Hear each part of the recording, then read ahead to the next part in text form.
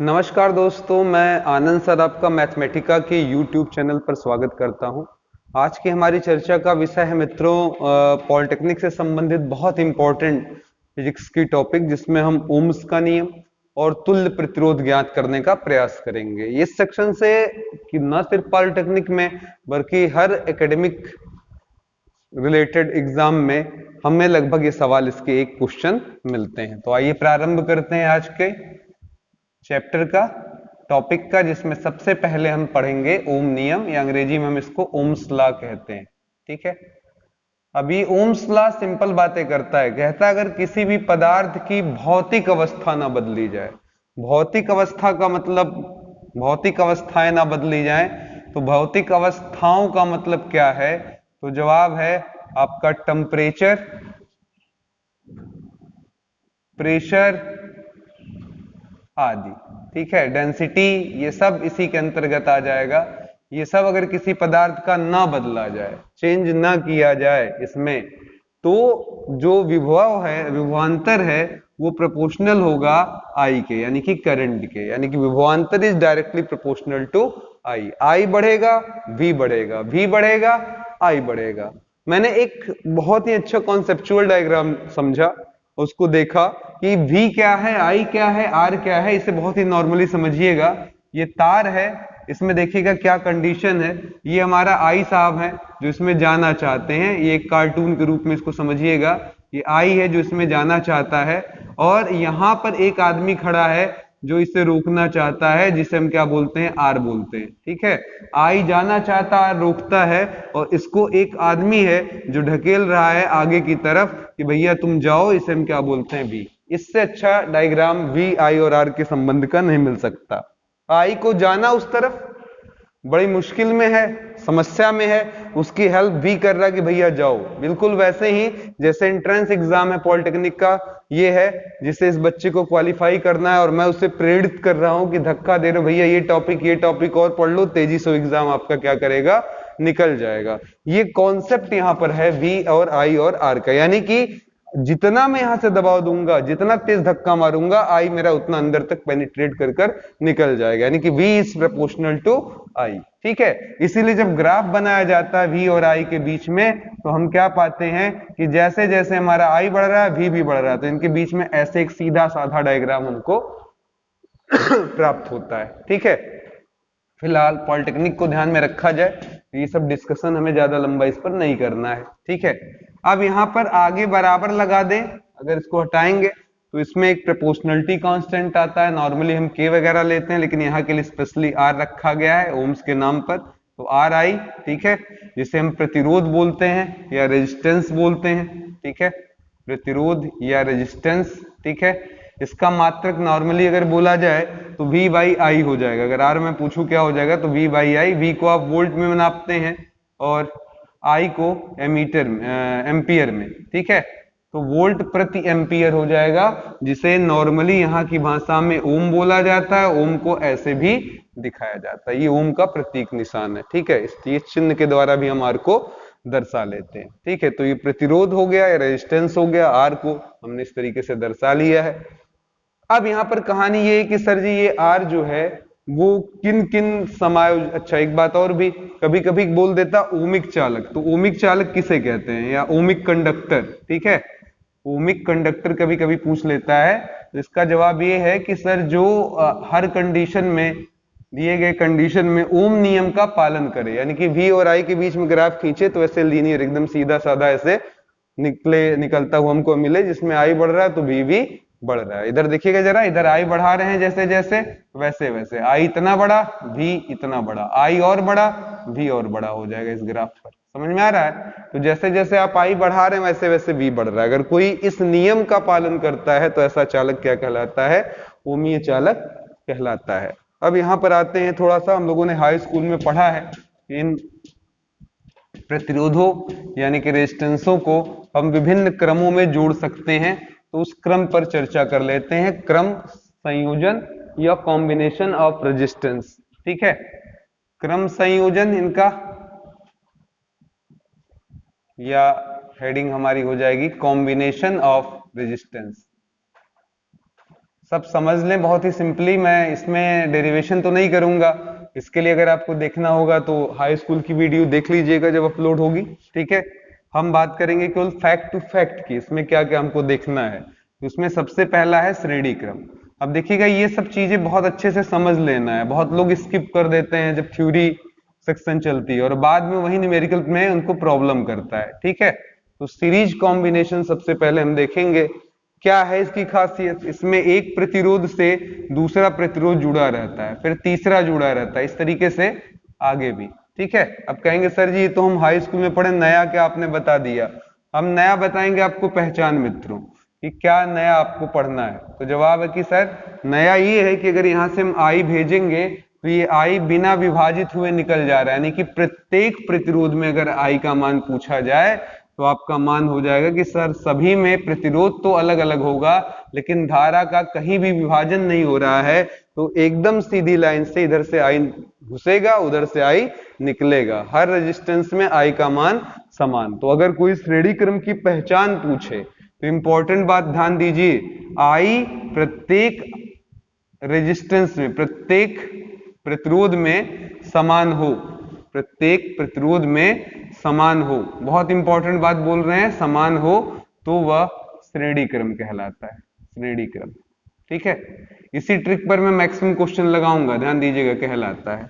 अब इसका मान कितना होगा, मान का मतलब अगर मैं ये नहीं चाहता कि मैं ये चारों लगाऊं, इसके जगह एक प्रतिरोध से ही काम चलाना चाहूं, जैसे कहीं 4 मजदूर काम कर रहे थे, मैंने कहा भैया 4 से नहीं कराना है, एक ही कोई पकड़ लाते मजबूत जो सारा काम कर लेता, तो हम एक मजबूत रेजिस्टेंस यहां ले आए। अब पूछे सर जी ये क्या कहलाएगा, तो जवाब है इसको हम लोग बोलते हैं तुल्य प्रतिरोध, ठीक है। क्या बोलते हैं, तुल्य प्रतिरोध, यानी कि इक्विवेलेंट रेजिस्टेंस, ठीक है। इक्विवेलेंट रेजिस्टेंस R बराबर R1 plus R2 plus R3 plus R4, जितना भी हो ऐसे सीधे सीधे जोड़ लेना रहेगा, ठीक है।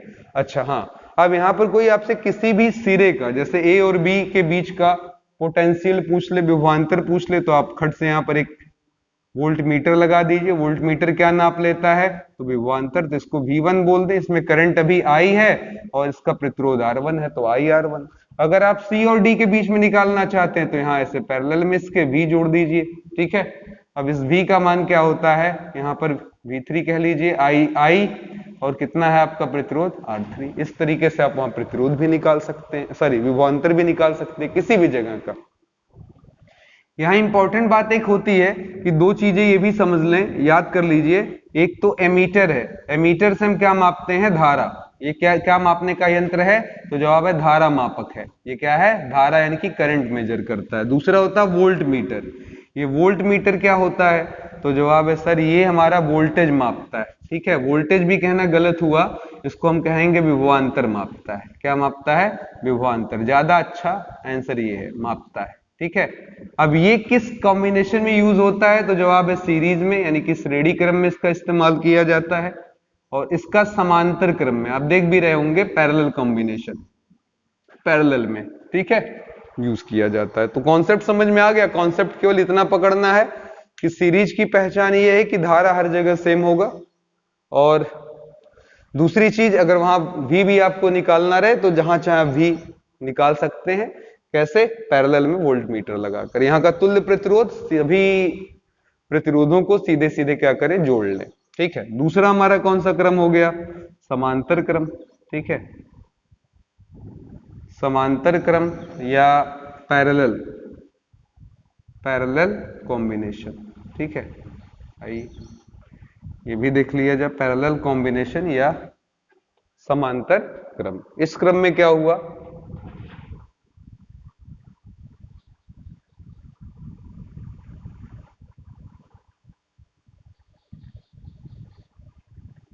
इस तरीके से हमारे पास कॉम्बिनेशन मिला। इसमें क्या हुआ, आई हमारा यहां जाएगा और यहां आते ही देखिएगा जैसा होगा, मैंने भी आपको डायग्राम से बताया, जैसा प्रतिरोध होगा कम ज्यादा उस हिसाब से वहां से धारा जाएगी। जैसे मान ले यहाँ पर 2 है, यहाँ 3 है, यहाँ 4 है, मैं पूछूं किससे सबसे ज्यादा प्रतिरोध जाएगा, सबसे ज्यादा धारा जाएगी, तो जवाब होगा ऊपर वाले से। क्यों, वहां प्रतिरोध कम है इसलिए धारा का मान बढ़ जाएगा। तो इसलिए मैं यहाँ पर एक बात बोल रहा हूं कि I1, I2 और I3, लेकिन ये विभाजन I का ही हुआ है। तो अगर कोई पूछेगा कि सर जी I बराबर कितना हुआ, तो जवाब है I1 plus I2 plus I3। अब यही सब कॉन्सेप्ट है, जो यहाँ से स्किप कर कर निकल गया वो कॉन्सेप्ट से मिस हो गया, फिर उसके बाद उसको सवाल समझ में नहीं आता, वहीं रट्टा मार फिर हो गया। अब इसको हम हटाकर अगर एक ही प्रतिरोध से काम चलाना चाहे, जिसको हम क्या बोलते हैं, तुल्य या इक्विवेलेंट रेजिस्टेंस R, तो उसका मान कैसे निकलेगा? तो जवाब है, फॉर्मूला पढ़ा sir, 1/R1 1/R2 plus 1/R3 बराबर 1/R लगा देने से ये वैल्यू हमको मिल जाएगी। अब यहाँ की एक खासियत क्या है वो जरा समझ लीजिए। यहाँ पर सभी प्रतिरोधों के जो सिरे हैं वो सेम है। ये भी A और B के बीच में बधा है, ये भी A और B के बीच में बधा है, ये भी A और B के बीच में बधा है। तो इसलिए VA माइनस VB या VB माइनस BA, जो भी आपको पसंद आ जाए। अगर मैं इधर से जाता हूं और पूछूं कि सर यहाँ पर कितना है हमारा विभवांतर, तो जवाब होगा सर I1 इंटू R1। और इसी तरीके से अगर मैं इधर से जाता हूं A से B, ऐसे ही सीधे सीधे निकल जाऊं, तो I2 इंटू R2, और अगर इधर से निकलूंगा तो जवाब होगा I3 इंटू R3। तो देखिए कितना इंपॉर्टेंट कॉन्सेप्ट निकल कर आया कि यहाँ पर जो भी आपके प्रतिरोध जुड़े होंगे सीरीज पैरेलल कॉम्बिनेशन में, समांतर क्रम में, उनमें क्या खासियत होगी, उन सभी के बीच का विभवांतर क्या होगा, सेम। तो जहां विभवांतर सेम वहां पर समांतर क्रम। लेकिन आप बिल्कुल ये फालतू बात, ये तो न्यूमेरिकल के लिए कहीं भी आई पूछ दिया तो बात अलग है, नहीं तो आप केवल कॉन्सेप्चुअल बात पकड़िएगा। वो क्या, सीरीज में हमारा आई का विभाजन नहीं होता। तो जब तक आई विभाजित ना हो, कौन सा क्रम होगा हमारा, सीरीज। गांठ बांधिएगा, मैं फिर बोल रहा हूं क्योंकि न्यूमेरिकल लगाते समय मैं इसी बात को सबसे ज्यादा ऊपर रखूंगा। तो जहां पर हमारा विभाजन ना हो आई का, वो हमारा क्या कहलाता है, सीरीज। और यहां पर क्या कहलाता है, जब आई का विभाजन होने लगे वहां पर पैरेलल यानी कि समांतर क्रम आ जाएगा। तो फॉर्मूला तो आपको याद ही है, न्यूमेरिकल लगाकर इस पर बातचीत कर लेते हैं, ठीक है। चलिए, काफी अच्छे अच्छे क्वेश्चन लगाएंगे, आपको मजा भी आएगा। छोटे बड़े, बड़े छोटे, कई तरीके के सवाल लगा लिए जाएंगे। आइए शुरुआत करें एक सिंपल से क्वेश्चन से। अभी हम आपसे सिर्फ ये पूछेंगे कि तुल्य प्रतिरोध बताओ पहले, ठीक है, फिर आगे बाकी क्वेश्चंस आएंगे। इक्विवेलेंट रेजिस्टेंस,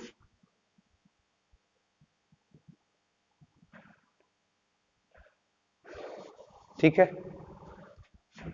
पहला डायग्राम,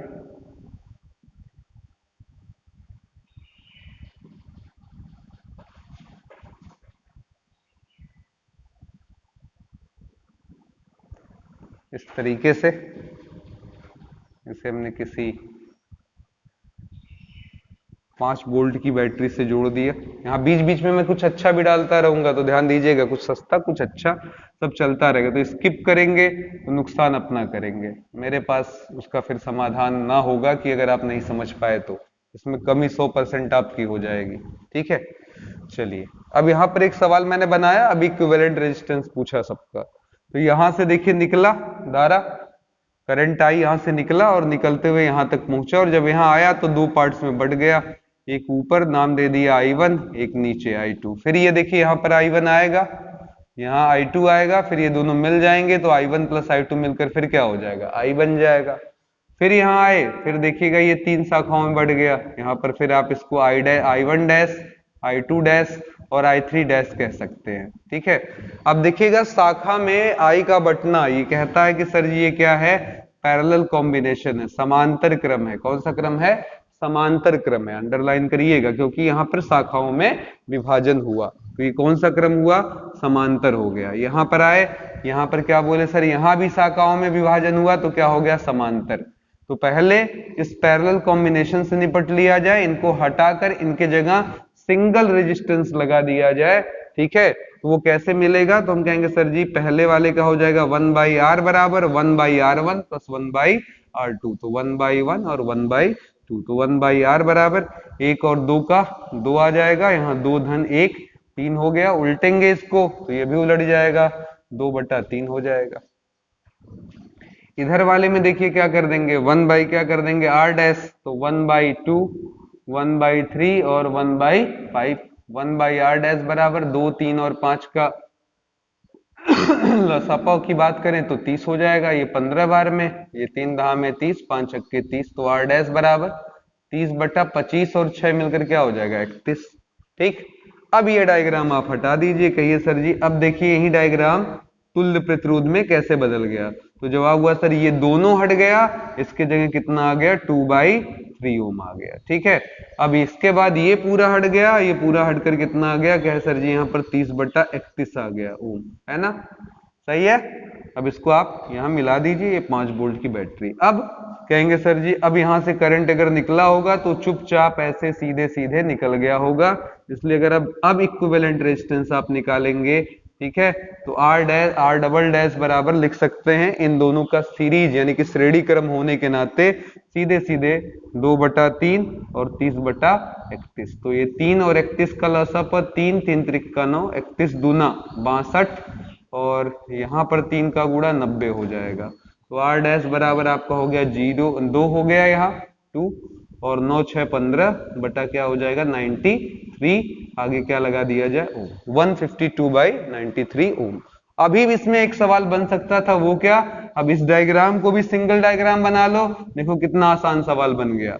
अब यहाँ पर मैं सिर्फ एक यहाँ पर प्रतिरोध लगा रहा हूं जिसको किससे दर्शाया जाएगा r' से, और ये कितना हो गया। ऐसे ही जब आप सिंपलेस्ट सर्किट में इसको बदल लेते हैं तो सवाल आसान हो जाता है। यहां से 5 वोल्ट की धारा जा रही, तो ये V का मान हो गया, V बराबर कितना है 5 है, r' मालूम है, फॉर्मूला क्या होता है V बराबर IR, तो वहीं लगा दीजिए, आपको अगर I पूछे तो खट से आ जाएगा, I बराबर V/r', V का मतलब 5 से, r' का मतलब है 152/93 से, और आगे यहाँ पर क्या लगा देंगे एम्पियर यानी कि A। क्लियर हो गया। तो हम यहाँ धारा भी पूछ सकते थे, धारा आ गया हमारा।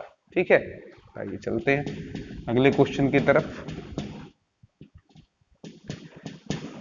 देखिएगा जल्दबाजी करेंगे और कभी कभी हम ज्यादा समझदार बनने का प्रयास करते हैं, समझते हैं कि हमको सब कुछ आ रहा है, तो ये हमारे लिए गड़बड़ है। हम आज तक नहीं समझ पाए कि हमको सब कुछ आता है, क्योंकि जब भी आप वाकई में घुसेंगे तो ये समुद्र है, जितना अंदर जाएंगे उतना ज्यादा आप गहरे उतर जाएंगे और फिर आपको लगेगा कि हाँ हम गलती कर रहे थे कि हमने उसको समझा नहीं। ठीक है, अब आइए जरा इस सवाल में आइए। एक सिंपल सा सवाल लिया मैंने, यहाँ पर 10 वोल्ट की बैटरी लगा दी और उधर कॉम्बिनेशन लगा दिया, 1 ओम 2 ओम फिर से 2 ओम। ठीक है, और मैंने क्या पूछा यहाँ पर कि V1, अच्छा 2 क्वेश्चन में बनाऊंगा। एक क्वेश्चन बनेगा मेरा, इसमें करंट है I1, इसमें है I2, ये क्वेश्चन में दिया हुआ, मैं नहीं कह रहा हूं, पूछा गया I1 अनुपाते I2 अनुपाते I3 कितना होगा। दूसरा क्वेश्चन बन गया हमारा कि V1 अनुपाते V2 अनुपाते V3 क्या होगा। सिंपल, ठीक है, ये हो गया I1, इसी में V1 जो आएगा पोटेंशियल, यहाँ V2 यहाँ V3 कह सकते हैं। ठीक है, अलग अलग। तो क्वेश्चन ये I1 अनुपाते I2 अनुपाते I3 क्या होगा। अब देखिए किसने बिना बात का लड़का उलझ गया, सोचा कि सर जी ये तो बड़ा बवाल दहले हुआ है, I1 I2 I3। ठीक है, तो आप जो जानते हैं उस पर संदेह और शंका मत किया करिए। ठीक है, कितना I है मुझे नहीं मालूम, यहां से निकला, लेकिन क्या शाखा में बटा, क्या शाखा में बटेगा, तो जवाब है सर ये I1 I2 I3 गलत बात है, कहीं भी शाखा में नहीं बट रहा, सबका मान क्या होगा I।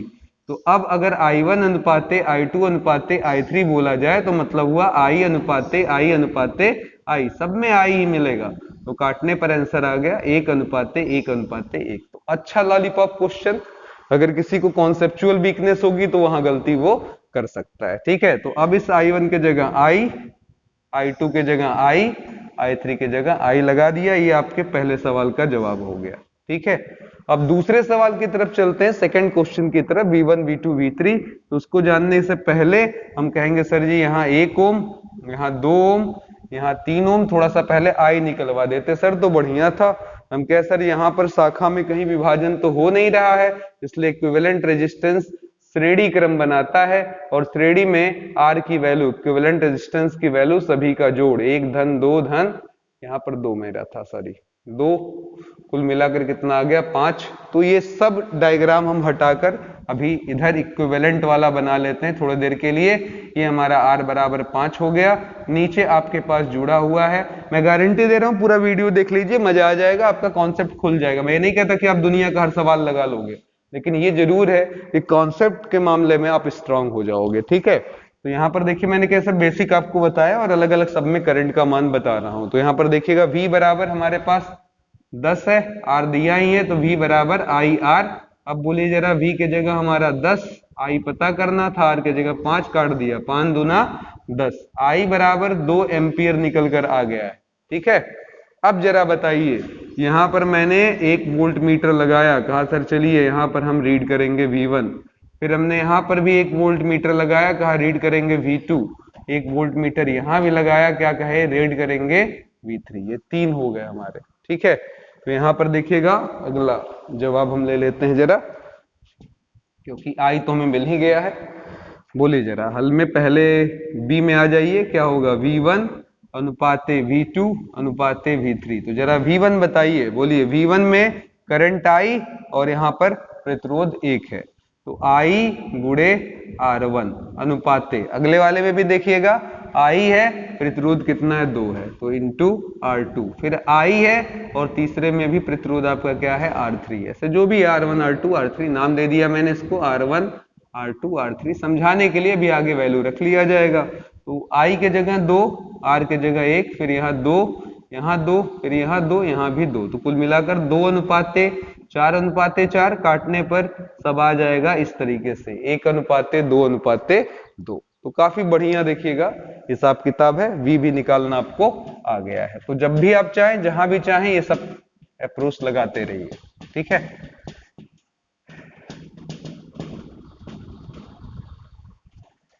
एक क्वेश्चन हम पैरेलल पर भी कर लें, क्योंकि बहुत जरूरी है उस कॉन्सेप्ट को समझना। ठीक है,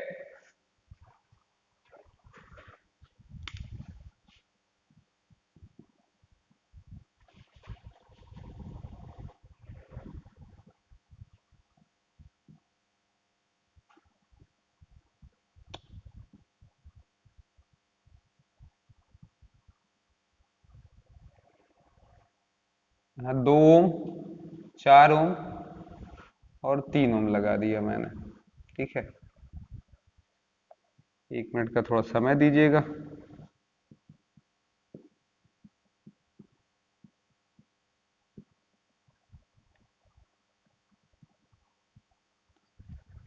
यहाँ हमने 24 वोल्ट की बैटरी लगा दी। ठीक है, और क्वेश्चन अभी ये है कि जब यहां से करंट जाएगी तो शाखाओं में विभक्त होगी, ऑब्वियस है, I1 आएगा, I2 आएगा और I3 आएगा। मैं पहले अभी 2 पर ही ले लेता हूं ताकि आपको समझाने में इजीनेस हो जाए।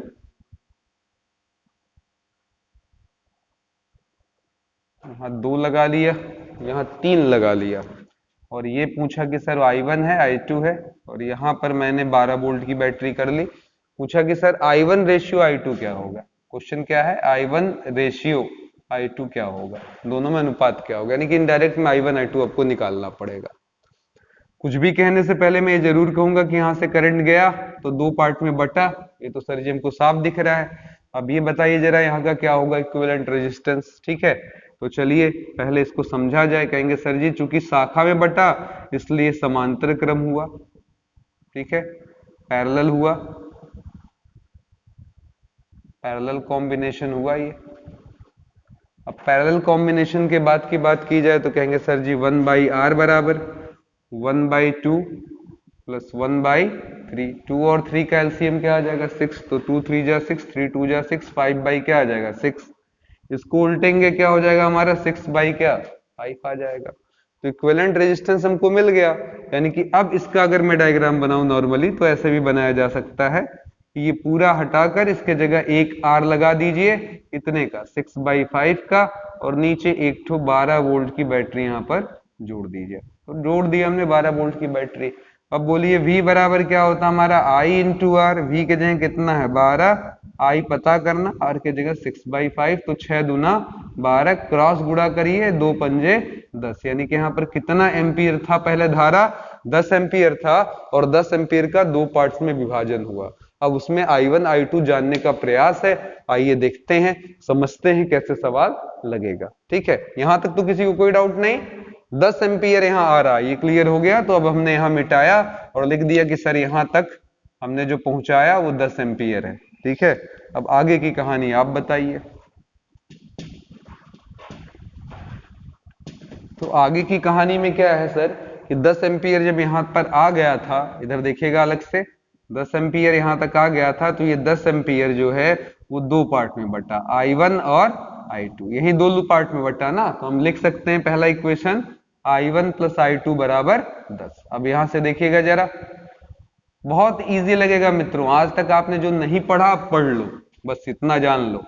फिर इसके बाद यहाँ पर I1 आएगा, यहाँ पर 2 है, यहाँ पर अगर मैं वोल्ट मीटर जोड़ दूं तो देखिएगा ये वोल्ट मीटर इसी की तो रीडिंग लेगा, इस सिरे की जिसे हम ए और बी कह रहे हैं, ये दो सिरों पर, जहां पर हमारे प्रतिरोध के सिरे खत्म होते हैं वहीं हम वोल्ट मीटर जोड़ सकते हैं और कहीं नहीं जोड़ सकते, बीच में नहीं कि कहीं भी उठाकर जोड़ दिया।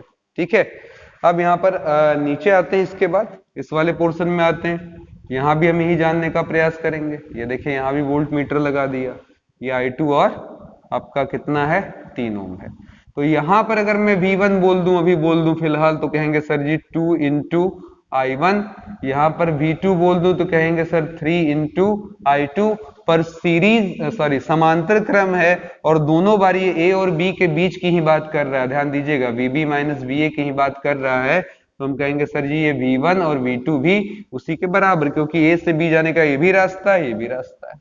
तो अब हमें जो संबंध मिलेगा 2 गुणे I1 3 गुणे I2, यहां से हमें एक रिलेशन और मिल गया। तो एक रिलेशन मेरे पास है I1 प्लस I2 बराबर 10, दूसरा है 2I2 बराबर 3I2, यहां से I1 बराबर 3I2 अपॉन में 2, इक्वेशन नंबर 2 हो गया। अब इसे उठाइए, यही लगा दीजिए, बोलिए क्या हो जाएगा, I1 के जगह 3I2 बाई 2 प्लस I2 बराबर 10 बटा 1, तो 1 और 2 का लासापा 2 लगाइए।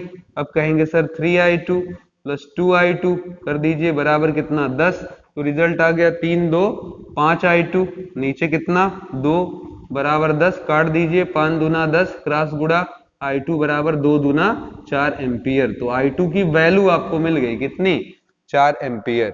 अब इक्वेशन नंबर 1 देख लीजिए, कहिए सर 1 से I1 प्लस I2 बराबर हमारा क्या हो गया 10, और I2 की जगह कितना यूज कर लेंगे, तो कहेंगे सर जी 4 एम्पियर। अब इसको उधर भेज दे तो I1 बराबर 10 में से 4 गया, कितना आ जाएगा 6 एम्पियर। ठीक है, तो I1 हमारा 6 एम्पियर, I2 हमारा 4 एम्पियर।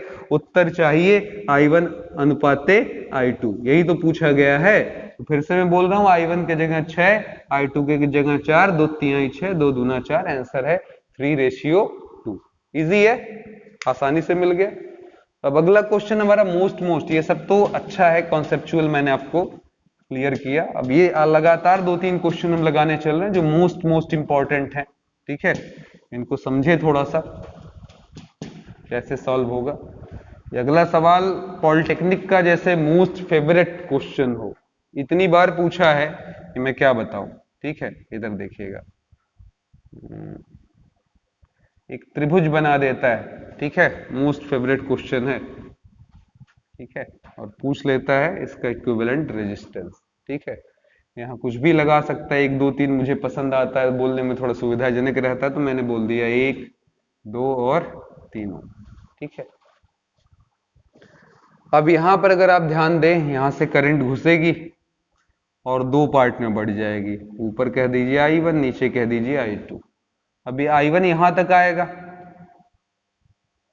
फिर यहां से मुड़ जाएगा, यहां फिर I1 आएगा और बाहर निकल जाएगा। इधर से देखिए I2 यहां तक आएगा, फिर बाहर निकल जाएगा, तो I1 I2 जुड़ जाएंगे यहां आकर। ठीक है, तो ये फिर से क्या बन जाएगा, I बाहर निकल गया। अब आपको जो पकड़ना था पकड़ लीजिए, बड़े आराम से आप समझ गए होंगे। सबसे पहले देखिए यहाँ पर करंट कितना है I1, यहाँ भी कितना I1, 1 और 2 में धारा का मान क्या है, सेम है। ये इंपॉर्टेंट कॉन्सेप्ट पकड़िए, दोनों में कहीं भी करंट का विभाजन यहां से जाते वक्त नहीं हुआ है, यानी कि ऊपर वाली चीज जो है वो सीरीज, इतनी अंग्रेजी समझिए मित्रों और इतनी हिंदी भी, श्रेणी, ये दोनों श्रेणी क्रम बना रहे हैं, इतना तो कंफर्म हो रहा है। तो श्रेणी क्रम बनने के नाते इन दोनों पर हम सूत्र लगा देंगे, R बराबर R1 प्लस R2, यानी कि 1 धन 2, आंसर कितना आ गया 3 ओम। क्लियर हो गया, इंप्लाइज लगाइए और आगे क्या करिए, एक 3 ओम यहां हमने बनाया और ऊपर क्या किया, ऐसे लाकर यहां भी कितना कर लिया 3 ओम। ठीक है, ये हो गया हमारा I। ठीक है, अब बताइएगा ये I 2 पार्ट्स में बट रहा है, एक I1 और एक I2, दो पार्ट्स में हमारा बट रहा है। ठीक है, यहाँ पर देख ही रहे हैं आप पहले सारी इसको I2 बोल रहे हैं, तो ऊपर वाला क्या हो गया हमारा I1। ये दोनों हटाकर अब इसके जगह एक इक्विवेलेंट लगा दिया। इक्विवेलेंट का मतलब होता है दोनों का काम एक आदमी करे, इसी को इक्विवेलेंट बोलते हैं। तो अब यहाँ पर देखिएगा क्या सेम करंट है, तो जवाब है नहीं सर, यहाँ पर अलग अलग है। अब वो संयोग की बात है, यहाँ 3 दिख रहा हो वो अलग है, लेकिन शाखा में विभाजन हुआ, करंट दो पार्ट में बटा, ये क्वेश्चन है, तो बटा हाँ, तो इसलिए ये वाला क्या हो जाएगा फिर हमारा, क्या हो जाएगा, समांतर क्रम बन जाएगा, यानी कि पैरेलल हो जाएगा। और पैरेलल में इसे पूरा हटाना चाहें तो 1/r बराबर 1/r1 प्लस 1/r2, तो बोलिए 1/3 और 1/3 मिल गया, तो 1/r बराबर 2/3, r बराबर 3/2। ये पूरा हटकर एक सिंपल, अगर मैं बोलूं इसका इक्विवेलेंट डायग्राम, तो बस एक सिंपल सर्किट हो जाएगा जिससे I होकर जा रहा है और R का मान कितना 3/2। बस सवाल देखिए सॉल्व। इक्विवेलेंट का कॉन्सेप्ट बहुत अच्छा है, इक्विवेलेंट बनाते रहिए, डायग्राम आगे मूव कराते रहिए, आराम से आपको आंसर मिलता चला जाएगा। ठीक है, नेक्स्ट क्वेश्चन भी बहुत ही बेहतरीन क्वेश्चन लेकर आपके लिए आ रहे हैं हम। अगला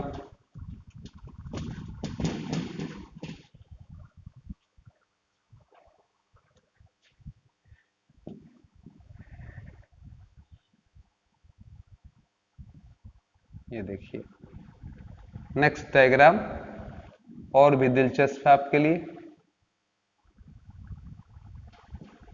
ठीक है, अब यहां मैंने हर जगह 2 ओम लगा दिया, इक्विवेलेंट रेजिस्टेंस पूछ लिया, ये क्या आएगा। ठीक है, अब बोलिए क्या देगा जवाब, तो जवाब होगा कि सर यहां पर जो डायग्राम आपने बनाया, यहां से करंट हमारी आई निकली, यहां तक आई, यहां तक आने के बाद ये दो पार्ट्स में बढ़ गई, उधर चली गई I1, इधर आ गई I2, उधर I1 के पीछे पड़ते हैं, जरा ध्यान से देखिएगा। I1 यहां तक आया, यहाँ क्या शाखा में बटा नहीं, केवल मुड़ गया, तो मुड़ गया तो फिर चलने लगा, फिर I1 फिर यहाँ पर क्या किया, मुड़ गया I1 यहाँ I1, उधर देखिए I2 आ रहा था, इधर आने दिया, फिर ये बाहर निकल गया, ये दोनों यहाँ पर जुड़कर फिर से बन गए I1 धन I2। ठीक है, धारा के विषय में अभी किरचॉफ नियम थोड़ा सा बात करेंगे, अभी समझा देंगे, इसमें कोई मुश्किल नहीं है, बहुत आसान चीज है। ठीक है, तो जब बल्कि यहीं पर डिस्कस कर लेते हैं थोड़ा सा। किरचॉफ नियम ये कहता है, संधि नियम कहता है कि संधि की तरफ आने वाली धाराएं पॉजिटिव लीजिए और जो संधि से दूर जा रही हैं उनको क्या लीजिए, निगेटिव। लेकिन संधि पर कुल धारा जो भी है I1 I2 I3, अगर इनको ऐड कर लेंगे तो सिग्मा IN बराबर क्या आ जाएगा आपका 0। इसी को हम किरचॉफ नियम कहते हैं। बहुत ही सिंपल सी चीज समझिएगा, जितनी धारा आएगी उतनी धारा संधि से जाएगी, सबको सम अप करने पर 0, आने वाली करंट्स को पॉजिटिव, जाने वाले को निगेटिव। तो देखिए दोनों आ रही हैं, ये दोनों मिलकर इसके बराबर हो जाएंगी। कैसे, इसको समझिएगा, ये दोनों मिली और ये जा रही है, तो हम अगर यहाँ पर संधि का नियम लगाते तो क्या हो जाता हमारा, कहते सर आने वाली धारा बराबर जाने वाली धारा। इसको और भी सिंपल में बोला जा सकता, संधि की तरफ आने वाली धारा बराबर संधि की तरफ से दूर जाने वाली धारा। यहाँ माइनस केवल कॉन्सेप्चुअल चीज है। अब देखिएगा यहीं पर मैं बोलूं ये सिग्मा आई वाला रूल, तो आप कहेंगे I1 plus I2 plus minus I3 बराबर 0, इसको उधर भेज देंगे, कहेंगे सर I1 धन I2 बराबर क्या आ जाएगा I3। ठीक है, काम खत्म। ऐसे ही देखिएगा एग्जाम्पल भी बहुत सारे पूछे जा सकते हैं। मैंने कहा यहाँ पर सर 2 एम्पियर की धारा आ रही थी, यहाँ पर 5 एम्पियर की धारा जा रही थी, इधर निकल गई 3 एम्पियर, तो इधर निकलने वाले एम्पियर का मान बताइए कितना एम्पियर निकलेगा चौथा। तो जवाब होगा सर ये दोनों आने वाली धाराएं पॉजिटिव हो गई, ये निगेटिव, ये भी निकल कर जा रहा है, इस संधि से दूर जा रहा है, ये भी निगेटिव, तो plus 2 ampere plus 5 ampere plus minus 3 ampere plus minus A ampere, मतलब ए एम्पियर भी कहना गलत होगा, जो भी यहाँ पर एक्स मान लीजिए, बराबर क्या टोटल हो जाएगा 0। ऐसे भी कर सकते थे, ठीक है, या आप ये भी कह सकते थे कि सर हम क्या कर सकते हैं, यहाँ पर निकालने के लिए हम या लगा दें और आने वाली धारा बराबर जाने वाली धारा, तो 2 एम्पियर 5 एम्पियर बराबर माइनस 3 एम्पियर माइनस जो भी है एक्स एम्पियर ही बोल दीजिए, उसको कर सकते हैं सर, ऐसे भी लगा सकते हैं। देखिएगा दोनों तरीके से सेम बात, 5 2 7, 7 में से 3 गया 4, 4 उधर भेजेंगे -4, यहाँ पर आप चाहें तो x कर सकते हैं सीधे, जो नहीं मालूम है, ठीक है, x के साथ प्लस माइनस बोलने कोई मतलब नहीं है। 7 में से 3 गया कितना आ जाएगा 4, उधर जाएगा तो 4 एम्पियर। और यहाँ पर भी देखिए 5 2 7, ठीक है, आने वाली बराबर जाने वाली, तो यहाँ पर चिन्ह का कोई मतलब नहीं होगा। ठीक है, इसको हटा देते हैं, एक ही रूल समझिए, टोटल सम अप 0 के बराबर। तो x बराबर क्या आ रहा है आपका 4 एम्पियर, -4 एम्पियर, माइनस बता रहा है कि वहां से धारा निकलेगी। और मुजबानी देख लीजिए, आने वाली धारा कितनी, 5 2 7, ठीक है, जाने वाली भी कितनी होगी, 7 ही होगी, तो 3 यहाँ है, कम कितना उधर 4 की, तो 4 3 7 जोड़ लिया करिए, आने वाली धारा बराबर जाने वाली धारा। ठीक है, चलिए फिलहाल यहाँ आ जाए, गाय हो गया। अब आप अगर गौर करें तो यहां से I1 I1 I1 इस पूरे में क्या है, I1 ही बह रहा है। तो अगर सब में I1 ही बह रहा है तो यहां पर कौन सा डाउट हमारा रह गया, इट इंप्लाइज ये हो गया कि सभी क्या हैं, श्रेणी में है। किसमें है, श्रेणी क्रम में है। और श्रेणी क्रम में होने के नाते यहां से लाइन खींचिए और कहिए सर जी R बराबर 2 धन 2 धन 2, यानी कि कितना 6 ओम। ये पूरा सिस्टम हटा दीजिए और अगला डायग्राम बनाइए। यहाँ 2 ओम, यहाँ पर आपका 2 ओम, फिर यहाँ पर भी आपका कितना है 2 ओम, और ये पूरा हट गया, ये टोटल हट गया। इसके जगह हमने क्या लगा दिया, सिर्फ और सिर्फ एक लगा दिया, कितने का 6 ओम का रेजिस्टेंस लगा दिया। अब यहां तक आई हमारा आया ही था, फिर आई 2 शाखाओं में बढ़ गया था, I1 और I2। अब यहाँ पर दोनों में अलग अलग है करंट, देख ही रहे हैं I1 और I2, तो ये क्या हो जाएगा समांतर, क्योंकि करंट अगर अलग अलग है तो समांतर बोला जाएगा। अब यहाँ पर क्या कर लेंगे, तो 1/r डैश बोलिए, 1/2 प्लस 1/6, नाम थोड़ा बदलते रहिए, सेम नाम तो दे नहीं सकते, वैल्यू अलग अलग आ रही है। तो 1/r डैश बराबर 2 और 6 का एलसीएम 6, 2 तिहाई 6, 6 एक्का में 6, 4/6, 2 दूना 4, 2 तिहाई 6। ठीक है, तो r डैश बराबर 3/2 आ जाएगा। अब बोलिए जरा, फिर वापस आइए, कहिए सर फिर इसका इक्विवेलेंट फिगर बनाइए। दोनों तो अब खत्म कहानी, इसके जगह क्या लगा दें 3/2।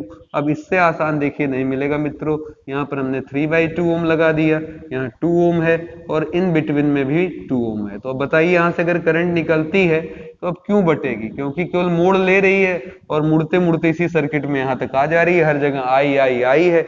और जब सब जगह आई है तो इस स्थिति में आपका ये क्या हो जाएगा, श्रेणी क्रम हो जाएगा, और श्रेणी क्रम में आपका इक्विवेलेंट रेजिस्टेंस हो जाएगा सभी का जोड़। तो बोलिए जरा, 2 धन 3/2 धन 2, तो यहाँ पर लगाइए 2 2 4 और प्लस 3/2/1। अब एलसीएम तो आप लेकर कर ही लेंगे, 4 दूना 8, 3 11, 11/2 ओम इसका आंसर आ जाएगा। उम्मीद करते हैं आपको ये सारी चीजें समझ में आ रही होंगी। ठीक है,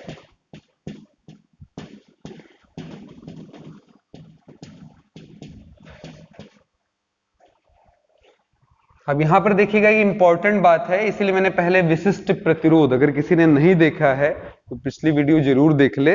विशिष्ट प्रतिरोध नाम का टॉपिक इसके पहले डाला था, जिसमें हमने पढ़ाया आपको कि R is proportional to L, मतलब जैसे लंबाई बढ़ेगी या घटेगी वैसे ही R बढ़ेगा घटेगा। अगर मैंने कहा एक तार था, ठीक है, इतना बड़ा था, R बराबर 8 ओम का था, अब इसको हमने दुगुना कर दिया, अब बताइए कितना हो जाएगा। तो जवाब होगा sir R is directly proportional to L। तो अगर ये दुगुना किया तो ये भी दुगुना, कितना हो जाएगा अब नया 16। और अगर मैंने इसको कहा कि सर जी इसको मैंने आधा कर दिया, तो यहाँ पर ध्यान दीजिएगा R डैश बराबर 8 का क्या हो जाएगा, उधर देखिएगा 8 का दुगुना होगा, 2 का गुणा होगा, यहाँ 2 का भाग क्योंकि आधा हो गया, तो ये 4 ओम का हो जाएगा, और वो कितने का हो जाएगा 16 ओम का। एक 16 ओम का, दूसरा कितने का 4 ओम का। लंबाई बढ़ाओगे रेजिस्टेंस प्रतिरोध भी बढ़ेगा। क्लियर हो गया, लंबाई घटाओगे प्रतिरोध भी कम होगा। अब एक बहुत ही पॉपुलर क्वेश्चन इस कॉन्सेप्ट पर हमारे पॉलिटेक्निक में कई बार पूछा गया है, इसलिए मैंने बोला कि मित्रों स्किप ना करें। स्किप करने पर क्या होता है, कई बार आप मिस कर जाते हैं, कुछ सेकंड के प्रॉब्लम होते हैं और आप गड़बड़ा जाते हैं। उसमें क्वेश्चन ये है कि एक हमारे पास तार है, ठीक है, बल्कि उसको मैं पढ़ ही देता हूं, उस क्वेश्चन को सुनेंगे आप तो और शायद आपको मजा ही आएगा सुनकर। ठीक है, सुन लीजिए जरा उस क्वेश्चन को, बहुत ही पॉपुलर सवाल है तो एक बार पढ़ना तो बनता ही है। ठीक है, आइए पढ़ लेते हैं। एक तार 12 ओम का, उसे 3 शाखाओं में बांटकर समांतर क्रम में कर दिया जाए, उसका तुल्य प्रतिरोध क्या होगा, ऐसे एक सवाल बन सकता है। ठीक है, और सवाल ऐसे भी बन सकता है कि 12 ओम प्रतिरोध के एक तार को देखिएगा, दोनों क्वेश्चन सुनिएगा।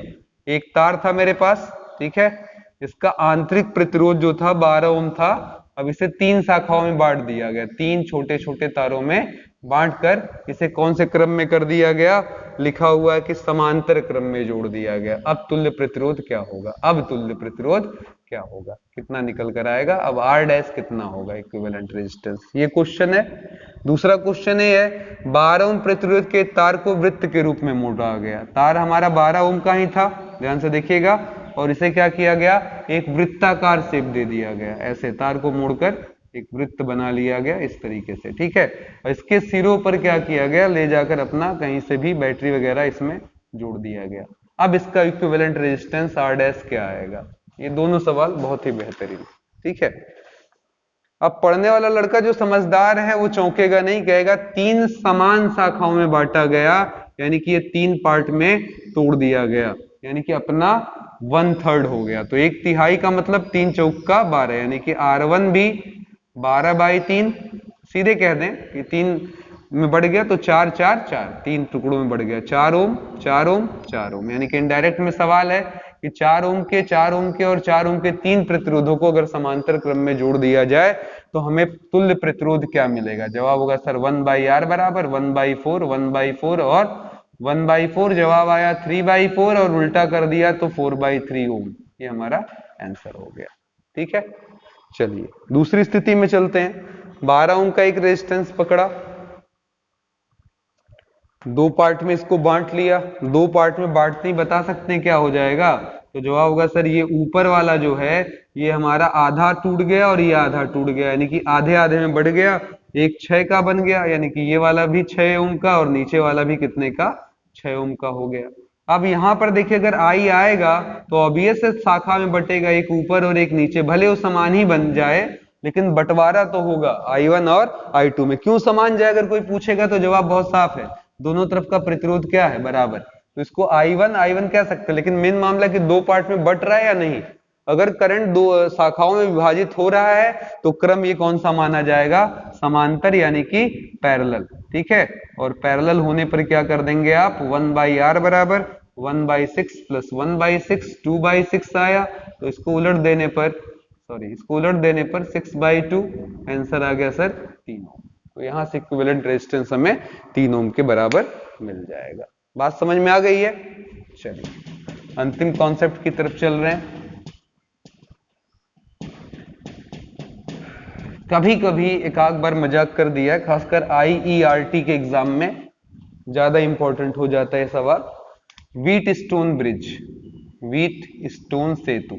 अब ये सुनकर घबराइए नहीं कि ये क्या है सर, अगर इंटर का कोई बच्चा है तो जान रहा है, ठीक है, लेकिन अगर हाई स्कूल का है तो उसने नहीं पढ़ा होगा व्हीट स्टोन ब्रिज।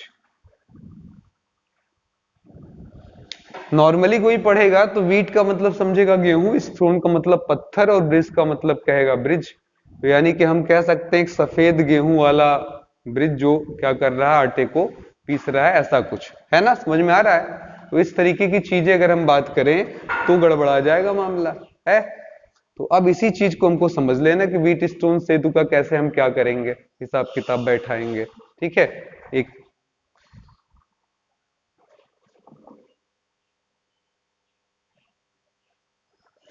एक मिनट के इंटरप्शन के लिए खेद है मित्रों, थोड़ा सा कुछ वीडियो की शूट आउट में प्रॉब्लम थी तो मैंने कहा सही कर लूं, ठीक है। तो व्हीट स्टोन सेतु यानी कि व्हीट स्टोन ब्रिज, ये इंटरमीडिएट की टॉपिक है लेकिन यहां पर पूछ लिया जाता है IERT में भी, ठीक है। तो थोड़ा सा ध्यान दीजिएगा क्या है ये कोई ऐसी चीज नहीं की प्रॉब्लम है, ये एक सर्किट है, एक सर्किट को स्पेशली नाम दे दिया गया, ठीक है।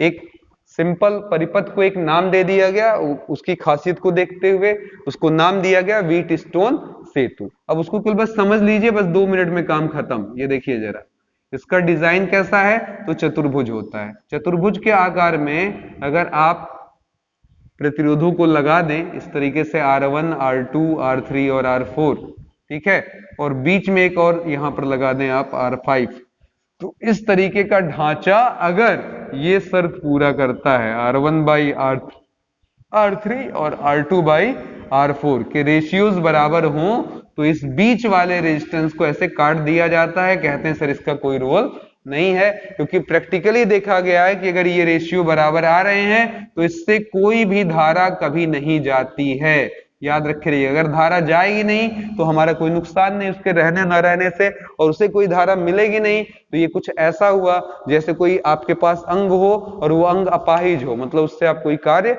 न ले पाए। ठीक है, बिल्कुल ऐसे ही कुछ फीलिंग वाला ये हो जाएगा। तो यहाँ पर ध्यान दीजिए आप और सवाल को लगा लेंगे। अब इसका कोई रोल नहीं रह गया तो देखिए कितना आसान सवाल बन जाएगा। कहेंगे सर जी आई यहां से आया, दो पार्ट में चला गया, I1 और I2, तो ऐसे घूमते घूमते I1, इधर से I2 ऐसे आया, इधर कहीं मुड़ना है नहीं, इधर इधर तो सीधे निकल गया। ये वाला सीरीज आपका बन गया श्रेणी, और ये वाला क्या बन गया, समांतर। तो आइए एक सवाल लगाकर थोड़ा सा इसको समझते हैं। ठीक है, ये देखिए कंडीशन कैसे है।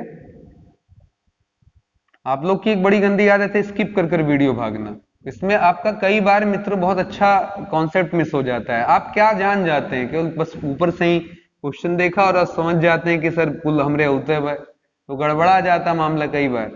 अब देखिए यहाँ पर मैंने क्या लगाया, 2 ओम 4 ओम 4 ओम 8 ओम, तो 2/4, उधर लिया 4/8, काटने पर 1/2, काटने पर 1/2, रेशियो देख रहे हैं क्या आ रहा है, बराबर आ रहा है, 1/2 और 1/2 आ रहा है। ठीक है, इसका मतलब ये हुआ कि हम इस चीज को क्या कर सकते हैं, निरस्त कर सकते हैं। ठीक है, इस चीज को क्या कर सकते हैं, निरस्त कर सकते हैं। अब उसका कोई रोल नहीं रह गया। तो यहाँ पर 2 ओम, यहाँ पर 4 ओम, यहाँ पर 4 ओम, यहाँ 8 ओम। ठीक है, अब बीच वाले का कोई मतलब नहीं क्योंकि इससे जाने वाली धारा क्या हो जाएगी, 0। यही कहता है व्हीटस्टोन कि इसको कैंसिल कर दो।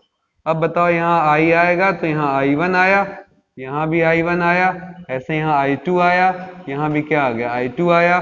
तो ये कौन सा हो गया आपका, चूंकि दोनों में करंट सेम है इसलिए सीरीज हो गया। R1 बराबर 2 धन 4 कर लो, कह दो सर जी 6 ओम, और यहाँ पर R2 बराबर क्या कर लो, क्या सर जी 4 और 8 को जोड़ देते हैं, तो 8 4 12 ओम। आगे चलेंगे इक्विवेलेंट डायग्राम बनाएंगे। अब यहाँ पर एक 6 ओम का लगा देंगे और नीचे कितना लगा देंगे, एक 12 ओम का लगा देंगे। ठीक है, अब बताइए क्या हुआ, इधर देख लीजिएगा ये दोनों हट गया, इसमें I आया था और फिर ऊपर वाले शाखा में I1 और यहाँ I2, ये दोनों मिलकर कितने के हो गए, 6 के, ये दोनों मिलकर कितने के हो गए, 12 के। अब पैरेलल है इसलिए लास्ट क्वेश्चन है तो आपको समझ में आना चाहिए क्योंकि धारा बट रही है। तो 1/R2 बराबर 1/6, 1/12, 6 और 12 का लासपा 12, 6 दूना 12, 12 एक्का में 12, उलट दें 12/3, 3 चौका 12। तो आंसर आ गया हमारा, ये हमारा आंसर है सर 4 ओम। ठीक है, तो ये एक प्रयास है बहुत सारे क्वेश्चंस को समझाने का। ठीक है, तो इससे आपको मुझे लगता है कि समझ में आ गया होगा, कॉन्सेप्ट समझ में आ गया होगा। बाकी इसके क्वेश्चंस की कोई लिमिट नहीं है, जितना हम लगाएंगे, जितना क्वेश्चन सॉल्व करेंगे उतना ही हमारे अंदर इच्छा पैदा होगी। ठीक है, तो आगे हम और भी अच्छे अच्छे सवाल ले आएंगे और इसकी अगली टॉपिक होगी हमारी बैटरी का संयोजन, जो जल्दी आपको मिल जाएगा। तो देखते रहिए, चैनल पर लगे रहे, जरूर कमेंट शेयर करें क्योंकि इससे आपके टीचर का उत्साह वर्धन होता है जो बहुत अनिवार्य है इस लॉकडाउन पीरियड में। तो इसको बनाए रखिएगा मेरे दोस्तों, और इसी के साथ मैं आपका दोस्त आनंद सर इजाजत लेता हूं। जय हिंद, जय भारत।